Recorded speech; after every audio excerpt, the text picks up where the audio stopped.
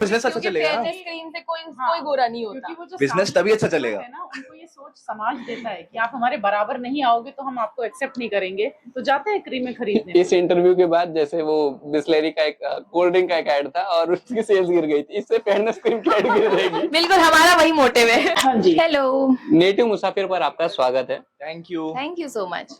सबसे पहले सवाल मेरा दादी जी से।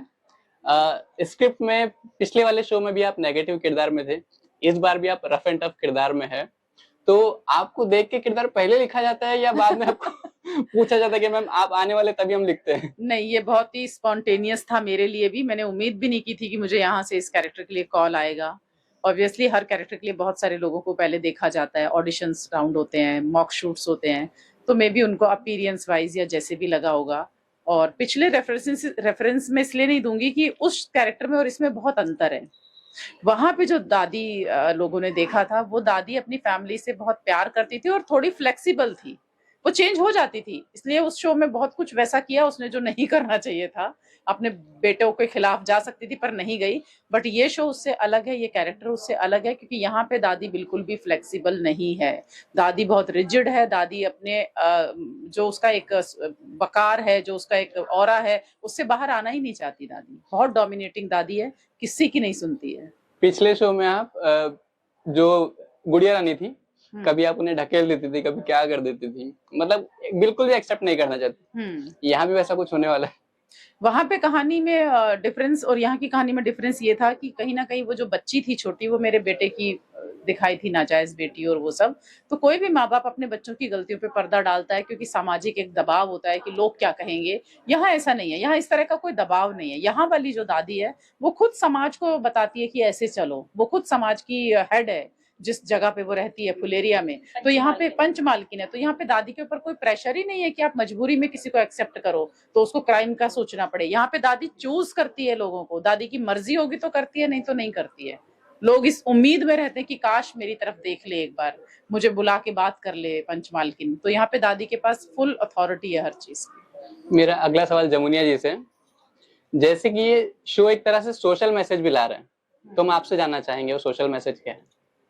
वो सोशल मैसेज ये है जो सबसे मेन मुद्दा है हमारे शो का, जो डार्क स्किन लड़कियां होती हैं हमारे आसपास, कम गोरी भी लड़की हो, चाहे सावली हो, चाहे सच में काली हो, उसको हमेशा लो समझा जाता है just on the basis of colour, कि वो इस रंग की है तो वो नीचे ही होगी, वो कोई काम नहीं आता है। इवन माँ तक बच्चे में कभी कभी फर्क कर देती है, बाकी सबका तो हम क्या ही बोले। तो ये, हाँ, ये मत कीजिए, ये इससे कुछ नहीं होता, इससे बस आपका पाप का घड़ा बढ़ेगा। माएं प्यार करती हैं पर किसी पॉइंट पे कह भी देती हैं कि बेटा तू थोड़ी सांवली है ना, तो तू घर का काम तो सीख ले। उनको लगता है कि सांवली बच्ची है तो इसकी शादी कैसे होगी, इसकी शादी कैसे होगी। इवन शादी के लिए भी जाते हैं, सबसे पहले जो देखा जाता है वो रंग देखा जाता है। स्कूल्स में भी जो हमारे सिखाने वाले जो गुरु होते हैं, जो टीचर होते हैं, वो भी सबसे पहले यही देखते हैं कि आगे आगे जो है हम गोरे बच्चों को खड़ा कर देते हैं, वो सुंदर लगेगा फ्रेम। तो जनरली यही होता है, और ये एक बहुत ही गलत तरीके की धारणा है जो हमारे समाज में है। तो इसी को बदलना है। रंग के चश्मे से जो दुनिया देखते हैं, उस दुनिया को, उन लोगों की सोच को बदलना है। ये और आपका किरदार किस तरह का होने वाला है? मेरा किरदार बहुत ही इंटरेस्टिंग है। जामुन जैसा किरदार है मेरा। जैसे कि जामुन बाहर से डार्क होता है, काला होता है, पर वो खट्टा होता है, लेकिन लोग उसे जनरली नहीं खाते। लेकिन उसकी गुणवत्ता को कोई नहीं देखता है। उसकी गुणवत्ता इतनी है कि वो ज्यादातर बीमारियों को कम कर सकता है, बाकी फ्रूट्स से ज्यादा एफिशिएंट होता है, ज्यादा गुणकारी होता है, हेल्थ बेनिफिट्स बहुत हैं। वैसे ही बिल्कुल जमुनिया है, डार्क स्किन है, वो खुश है अपने स्किन टोन में, लेकिन लोग जनरली यही बोल देते हैं तो सांवली है, तो काली है। वो नहीं चाहती ऐसा हो। आपका रियल लाइफ कैरेक्टर और रियल लाइफ कैरेक्टर दोनों में क्या डिफरेंस है? दोनों में डिफरेंस बहुत ही कम है। मैं बहुत ज्यादा रिलेट कर पाती हूँ। मैं भी जिम्मेदार हूँ। हंस क्यों रहे हो? नहीं, क्यों हंस रहे हो? मैं भी जिम्मेदार हूँ। मैं भी जिम्मेदार अपने पापा की जिम्मेदार बेटी हूँ। नहीं कर पाती यहाँ पर, यहाँ मुझे दबाती है और कैरेक्टर में मैं यही बोलने वाला था कि इस शो को नहीं, मैं भी तुम्हें दबाती हूँ, जमुनिया भी दबाया जा रहा है। ये मुद्दा, ये एकदम अभी हम जैसे रंग की बात कर रहे थे ना, आ गई ना वही पार्शियलिटी, उसने सिर्फ लड़के को दबाया जा रहा है ये देखा, हाँ। लड़की को वो क्या कह रहा है ये नहीं देखा। हाँ, मेरे बोलने के बीच में वो बोला, वो आपने कुछ नहीं बोला। यही सोच बदलनी है। रंग से कोई लेना देना नहीं है। यस, और रिलेशंस बहुत होते हैं।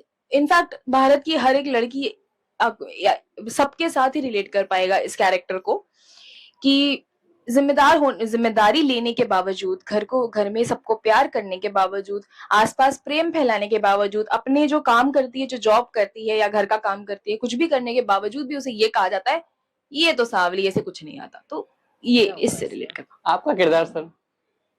यार मेरा कैरेक्टर है, बहुत बार बता दिया सबको, ऐसा लग रहा है रेपिटेटिव हो रहा है। इस तरह का गेटअप आपका काफी सुलझा हुआ किरदार लग रहा है, पर आपसे जानना चाहेंगे और क्या क्या होने वाला है इसमें? मतलब ये पढ़ के आया है बाहर से, और अपना ब्यूटी क्रीम का बिजनेस है, सो फैमिली बिजनेस है, वो हैंडल करता है। एंड व्यास फैमिली का रिप्रेजेंटेटिव है, एज एन बिजनेस हैंडल करता है वहां पर। और ये एक ऐसा कैरेक्टर है जो कि इस तरह से ब्रॉट अप है कि इसको लगता है कि ये अपने इमोशन ज्यादा शेयर नहीं कर सकता है। It is considered as a weakness. And और जो हमारे जैसे एक हम लोग सबसे बड़ी फैमिली है फुलेरिया की, तो उसके कुछ स्टैंडर्ड्स हैं, तो उसको भी मेंटेन करना है, क्योंकि सबकी नजर हमारी फैमिली पे है। तो जिसका ब्यूटी क्रीम का बिजनेस और वो कुछ और गलत कर दे तो वो कैसे एक्सेप्ट होगा सोसाइटी में। तो ये चीज को मद्देनजर रखते हुए भी ये लोग सिर्फ गोरे चीजों को पसंद करते हैं, सिर्फ आसपास गोरे लोग ही चाहिए, तो ये उसको बहुत फॉलो करता है। दादी के संस्कारों को सिखाया हुआ बंदा है ये। सो ऐसा कैरेक्टर है। अभी फेयरनेस क्रीम आपने बताया, तो वो तो बाय करने वाले ज्यादातर लोग सावले ये डार्क कलर होते हैं, क्योंकि उनको उस टोन पे जाना होता है, क्योंकि उसमें एक पट्टी आती है राइट, स्किन टोन चेक करने के लिए जी, तो वो ज्यादातर तो वो उस सावले लोगों पे टारगेट करते हैं कि जी। तुम इस कलर के आ जाओगे, हाँ इससे वो तो 2 ऊपर शेड चले जाओगे। हाँ, तो इसलिए तो बेच रहे हैं कि आसपास मुझे सब लोग गोरे चाहिए कि आसपास सब गोरे दिखने चाहिए, पर कस्टमर सब सावले। कस्टमर सब सामने, तभी तो बिजनेस अच्छा चलेगा ना। स्क्रीन से कोई गोरा नहीं होता। क्योंकि वो जो बिजनेस सामने तभी अच्छा वाला चलेगा। है ना, उनको ये सोच समाज देता है कि आप हमारे बराबर नहीं आओगे तो हम आपको एक्सेप्ट नहीं करेंगे, तो जाते हैं क्रीमें खरीदने। इस इंटरव्यू के बाद जैसे वो बिस्लेरी का एक कोल्ड ड्रिंक का एक ऐड था और उसकी सेल्स गिर गई थी, इससे फेयरनेस क्रीम की ऐड गिर जाएगी। बिल्कुल, हमारा वही मोटिव है। हमारा ऐसा कोई मोटिव नहीं है, हमारा मोटिव सिर्फ अवेयरनेस है कि आप जैसे हैं अपने आप को एक्सेप्ट करें, आप अपनी स्किन का केयर करें। हो सकता है वो फेयरनेस क्रीम आपको गोरा भले ही ना करे, पर आपकी स्किन का टेक्सचर बहुत अच्छा कर दे। वो लोग भी एक तरह से अपना सोशल एक जिम्मेदारी निभा रहे हैं, हम किसी कंपनी के खिलाफ नहीं है, बट हम सिर्फ ये चाहते हैं कि जो लोग हैं वो ये जाने कि हमें ये चीज लेनी है या नहीं लेनी। जैसे इसने बार बार कहा ना कि जामुन में बहुत गुण होते हैं, तो जिनको वो गुण पता है वो खाते हैं, जिनको नहीं पता है वो नहीं खाते हैं। तो फेयरनेस क्रीम में और बहुत सारे इंग्रेडिएंट हो सकता है उनके फायदे के लिए हों, तो ऑडियंस जान के समझ के वो चीज यूज करे। हम किसी के अगेंस्ट नहीं बोल रहे हैं और ना ही किसी क्रीम का प्रमोशन कर रहे हैं, बस हम ये बता रहे हैं कि आप अपने आप को करें, ईश्वर ने जैसा आपको बनाया है।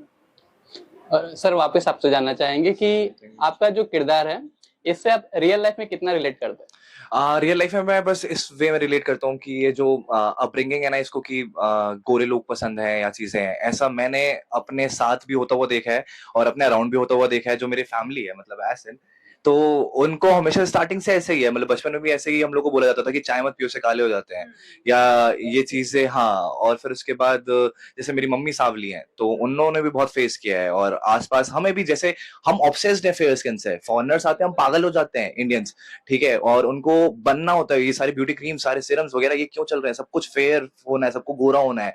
अरे वाई, जस्ट मतलब अपने टैलेंट को इम्प्रूव करो और अपने इनर ब्यूटी को देखो, दैट इज ओनली मैटर, ठीक है। और यस, वो मैटर करता है। और अगर आप सोचो ना, अगर रिलेशनशिप में भी होते हो तो आप सिर्फ आउटर एक्सपीरियंस देख के आप उसको सिलेक्ट कर लेते हो, बट आपको कंपैटिबिलिटी एंड एवरीथिंग, ये सारी चीजें, संस्कार कैसे हैं उसके, सब कुछ, ये सब चीजें भी डिपेंड करती हैं, तो इसके ऊपर है वो।